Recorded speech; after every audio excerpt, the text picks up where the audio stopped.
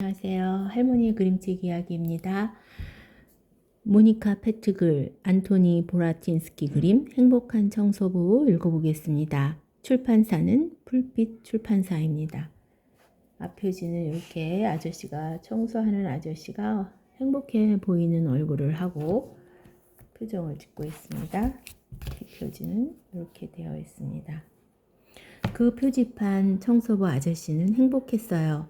아저씨는 날마다 음악가와 시인들의 거리 표지판을 닦았습니다. 청소부 아저씨는 자기 직업을 사랑했어요. 만약 누가 아저씨에게 인생에서 바꾸고 싶은 것이 있느냐고 물었다면 없다고 대답했을 거예요.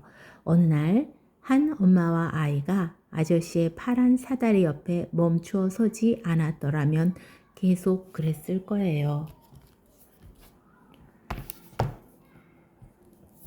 자, 속지입니다. 행복한 청소부. 자, 한 아저씨, 청소부 아저씨가 자전거를 타고 있습니다. 독일에 거리 표지판을 닦는 청소부 아저씨가 있었단다. 아저씨는 아침 7시면 일을 하러 집을 나섰지. 한 30분 후면 표지판 청소부에 도착한단다.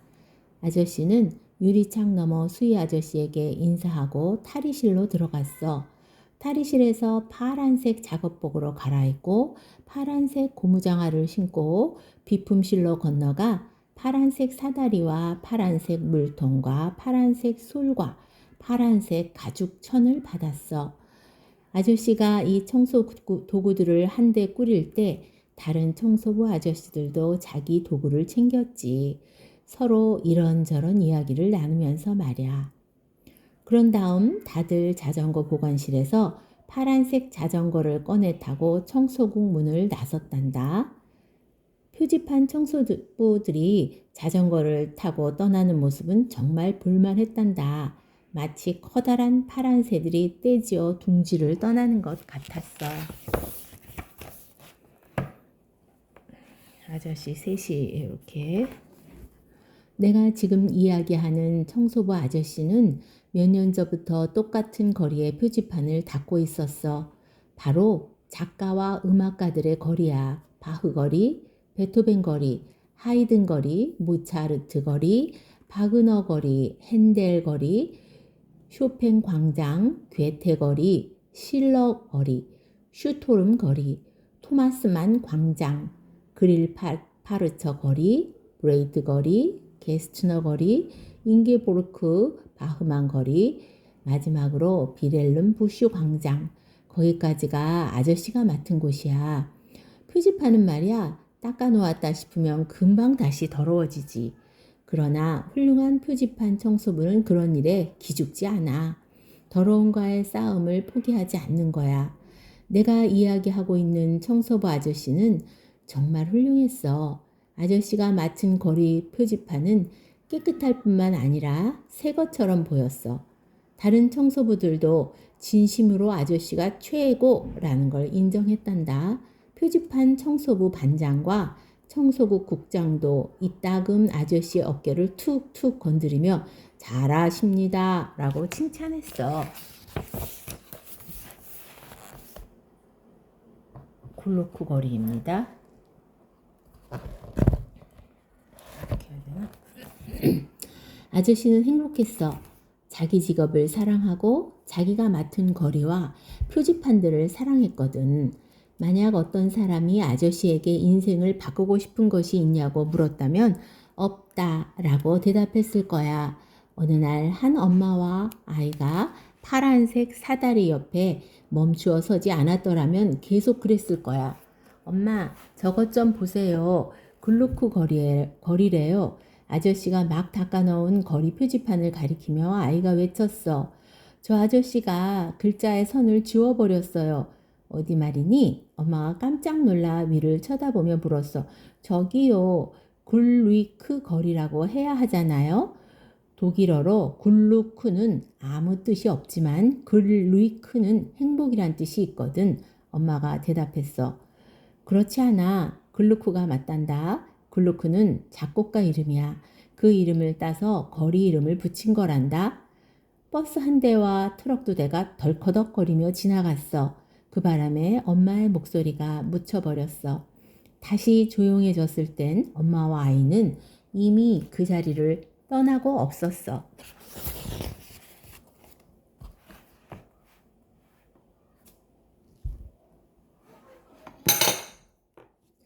아저씨는 당황해서 다시 한번 표지판을 쳐다보았어. 문득 글루크라는 사람에 대해 그 아이만큼 아무것도 모른다는 생각이 들었어. 유명한 사람들의 이름을 늘 코앞에 두고 있으면서도 정작 그들에 대해선 아무것도 몰랐지 뭐야. 그건 안 되지. 이대로는 안 돼. 아저씨는 생각했어. 아저씨는 사다리에서 내려와 바지 주머니에서 동전을 꺼내 들고 공중에다 던졌어. 그림이 나오면 음악가부터 시작하고 숫자가 나오면 작가부터 시작할 생각이었어. 동전이 바닥으로 쨍그랑 떨어지며 반짝반짝 춤을 추며 돌다가 핑그르르 멈추었어. 그림이 나왔어. 아저씨는 몸을 굽혀 동전을 주워들었어. 이제 무엇부터 해야 할지 손으로 동전을 돌리며 곰곰 생각했어. 근무 시간이 끝날 때까지 기다릴 수 없을 것 같았어. 아저씨는 일을 마치는 5시가 되자 재빨리 자전거에 올랐지. 머리를 휘날리며 표지판 청소국으로 달려가 급히 옷을 갈아입고 집으로 갔어. 문을 열고 들어서자마자 아저씨는 종이와 연필을 찾아 이름을 쭉 썼어. 글루크, 모차르트, 바그너, 바흐, 베토벤, 쇼팽, 하이든, 핸델. 아저씨는 이름들을 다시 한번 훑어보고 앞핀으로 벽에 붙여놓았어. 다음에는 신문을 꼼꼼히 보며 음악회와 오페라 공연에 관한 정보를 모았어. 어떤 것들은 공연 날짜를 수첩에 적어놓기도 했지. 그날이 오면 입장권을 사고 옷장에서 좋은 옷을 꺼내 입고 음악회장이나 오페라 극장으로 갔단다. 이제 내가 부족한 게 뭔지 알 것 같다. 주의가 긴장될 정도로 고요해지면 종종 아저씨의 머릿속에 그런 생각이 스쳤어. 음악 소리가 솟아오르기 시작했어. 조심조심 커지다가 둥글둥글 맞물리다 산산이 흩어지고 다시 만나 서로 녹아들고 바르르 떨며 움츠러들고 마지막으로 갑자기 우뚝 솟아오르는 스르르 잦아들었어. 아저씨는 오싹 몸을 떨며 멍한 상태에서 깨어났어. 종이 부스럭거리는 소리, 우르르 걸어나가는 발소리, 문이 열리고 사람들은 왁자지껄하며 밖으로 나갔어. 아저씨는 주위를 돌아보며 미소를 지었어. 크리스마스가 되자 아저씨는 레코드 플레이어를 샀어. 이를테면 자기 자신에게 크리스마스 선물을 한 거야. 포장을 풀어 플레이어를 꺼내 크리스마스 트리 밑에 갖다 놓고 엄숙하게 첫 번째 레코드판을 올려놓았어. 아저씨는 밤새 거실에 누워 음악을 들었어. 그러자 차츰차츰 오래전에 죽은 음악가들이 다시 살아나 가장 좋은 친구가 되는 느낌이 드는 거야. 그들의 음악을 들으며 속으로 묻고 대답하고 마치 서로 이야기를 나누는 것 같았어.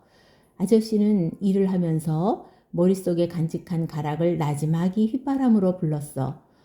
모차르트의 소야곡, 베토벤의 달빛 소나타, 심지어는 오페라 곡까지 외워서 불었단다. 쉬운 일은 아니었어. 휘파람으로 낼 수 있는 건 언제나 한 가지 소리밖에 없고 다른 소리들은 상상을 해야 했으니까. 음악가들에게 자신이 생기자 아저씨는 벽에서 명단을 떼어냈어. 그리고 종이를 뒤집어 뒷면에다 새로운 이름을 썼어. 이번에는 작가들 이름이었어. 괴테, 그릴파르처, 만, 바흐만, 부슈, 브레이트, 실러, 슈토름, 캐스트너. 그러고는 종이를 원래 자리에 도로 붙여놓고 시립도서관에 가서 이 작가들이 쓴 책들을 빌렸어.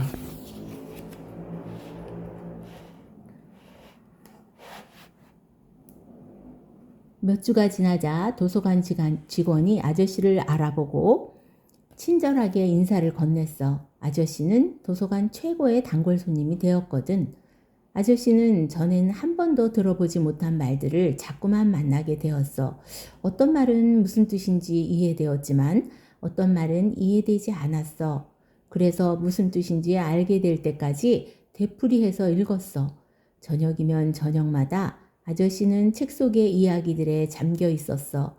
아저씨가 거기서 발견한 비밀들은 음악에서 발견했던 비밀들과 무척이나 비슷했어. 아하, 말은 글로 쓰인 음악이구나.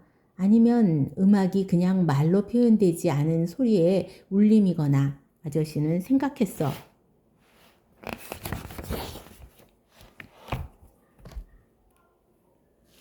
참 안타까운 일이야. 어느 날 아저씨는 동료 청소부에게 말했어. 좀 더 일찍 책을 읽을 걸 그랬어. 하지만 모든 것을 다 놓친 것은 아니야. 글은 아저씨의 마음을 차분하게도 했고 들뜨게도 했어. 또 아저씨를 곰곰 생각에 잠기게도 했고 우쭐한 기분이 들게도 했어. 기쁘게도 했고 슬프게도 했지. 음악가들이 음을 대하듯 고개사가 공과 고리를, 마술사가 수건과 카드를 대하듯 작가들은 글을 대했던 거야. 아저씨는 작가들과도 음악가들과 같이 친구 사이가 되었어. 작가들의 모든 작품을 알게 되었을 때 아저씨는 일을 하면서 특별히 마음에 든 구절들을 혼자 읊조려 보았어. 괴테의 마왕, 누가 이렇게 늦은 밤에 바람 속을 달리는가? 브레이트의 악당 맥키의 노래. 그 상어는 이빨이 있다네. 얼굴에 이빨이 있다네. 또 슈토름의 백마의 기수나 비렐름 부슈의 막스와 모리츠에 나오는 구절들.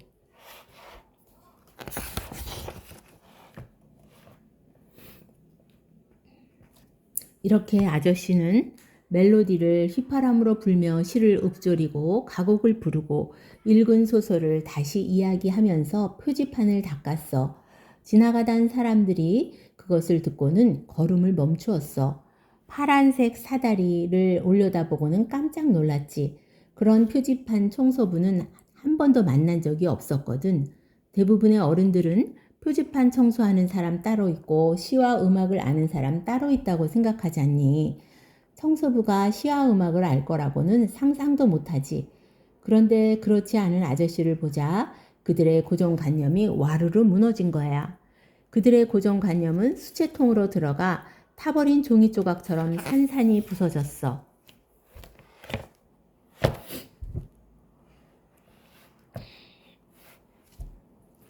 사다리 위에 아저씨는 자신이 어떤 사건을 일으켰는지 전혀 알아차리지 못했어. 표지판을 박박 문질러 닫고 호호 불어 윤을 내었지. 표지판이 반짝반짝 빛나면 비로소 일을 멈추고 쉬었어. 이제 아저씨는 시립도서관에서 음악가와 작가들에 대해 학자들이 쓴 책을 빌리기 시작했어. 그 책들은 이해하기 어려웠고 때로는 결코 끝까지 읽어내지 못하리라는 생각이 들었어. 시간이 흘러 아저씨는 꽤 나이를 먹었어. 아저씨는 예나 지금이나 표지판을 돌보고 보살폈어. 이따금 손가락 끝으로 이제는 너무도 소중해진 이름들을 어루만지며 일하는 동안 자신에게 음악과 문학에 대해 강연을 했지. 그러던 어느 날 한 가족이 파란색 사다리 옆에 서서 열심히 아저씨 이야기를 들었어. 어떤 두 여자아이들은 제잘되던 이야기를 멈추고 아저씨를 올려보았어. 한 젊은이는 가방을 땅에 내려놓고 귀를 기울였어. 거기에 어떤 선생님과 반 학생들이 함께 와서 듣는 거야. 사람들이 모인 것을 보자 다른 사람들이 그 뒤에 가서 섰어. 아저씨는 아무것도 알아차리지 못했어. 일을 끝내고 여전히 중얼거리며 파란색 사다리를 내려오는데 사람들이 박수를 치는 거야. 아저씨는 얼굴이 빨개졌어. 얼른 물건들을 챙겨 다음 표지판을 향해 파란색 자전거를 밀었어. 사람들이 아저씨를 따라왔어. 아저씨는 부담스러웠지만 어떻게 하겠어? 따라오지 말라고 하기가 쉽지 않았어. 일을 계속하며 강연을 하는 수밖에. 그러면서 밑을 쳐다보지 않으려고 애를 썼어.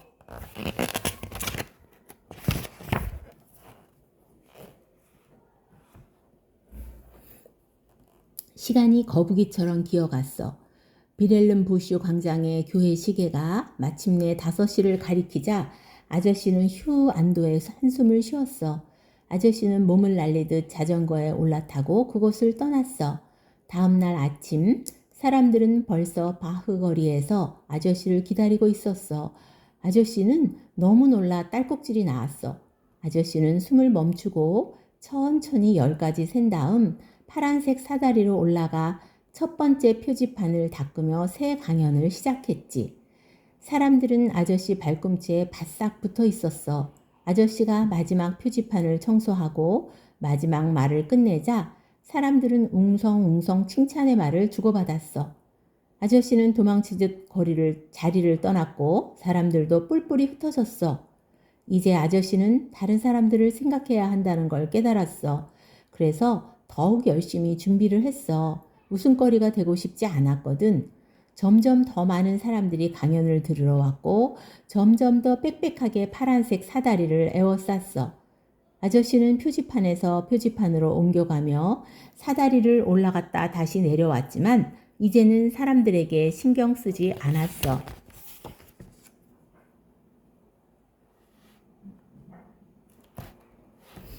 어느 날 텔레비전 방송 오늘의 인물의 카메라만과 기자가 왔어.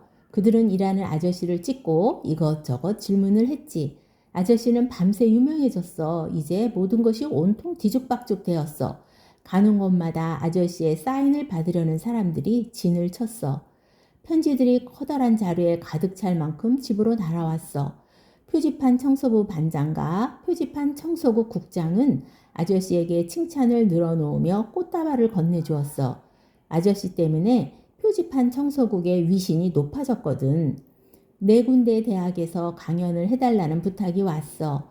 그렇게 하면 아저씨는 훨씬 유명해질 수 있을 거야. 하지만 아저씨는 거절하기로 결심하고 답장을 썼어. 나는 하루 종일 표지판을 닦는 청소부입니다. 강연을 하는 건 오로지 내 자신의 즐거움을 위해서랍니다. 나는 교수가 되고 싶지 않습니다. 지금 내가 하는 일을 계속하고 싶습니다. 안녕히 계세요. 그리고 아저씨는 지금까지 그랬듯이 표지판 청소부로 머물렀단다. 이렇게 되고 청소부 아저씨를 행복하게 했던 사람들 뭐 글루크, 모차르트, 하이든, 캐스트너까지 이렇게 소개가 되어 있습니다.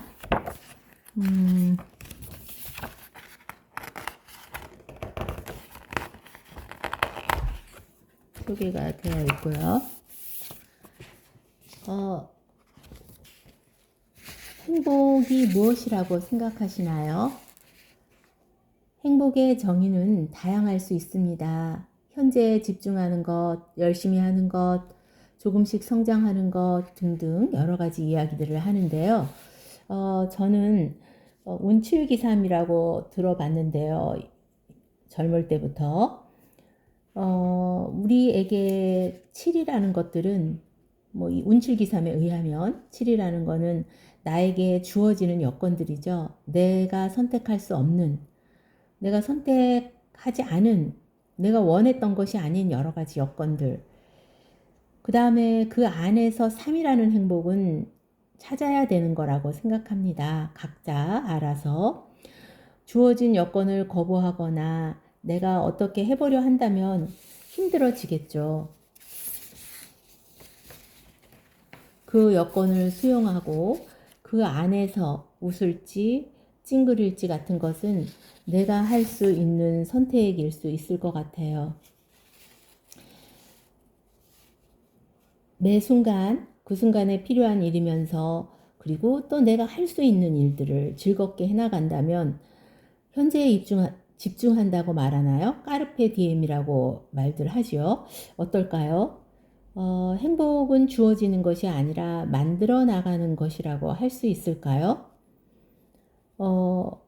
이 책을 읽으면서 행복이 무엇인지, 나는 언제 행복한지, 진정한 행복은 어떤 의미가 있는지, 청소부는 왜 행복했을지 이런 것을 생각해 볼 수 있어서 좋았습니다. 작가 소개하겠습니다. 모니카 페트, 1951년 독일 하겐시에서 태어나 문학을 전공했다. 지금은 작은 시골 마을에 살면서 어린이와 청소년이 읽는 글을 쓰는데 전념하고 있다. 행복한 청소부, 생각을 모으는 사람 등 잔잔하면서도 많은 생각을 안겨주는 작품들로 하멜른시 아동문학상과 오일렌 슈피겔 아동문학상을 비롯해 독일의 여러 아동 및 청소년 문학상에 지명되었다. 감사합니다.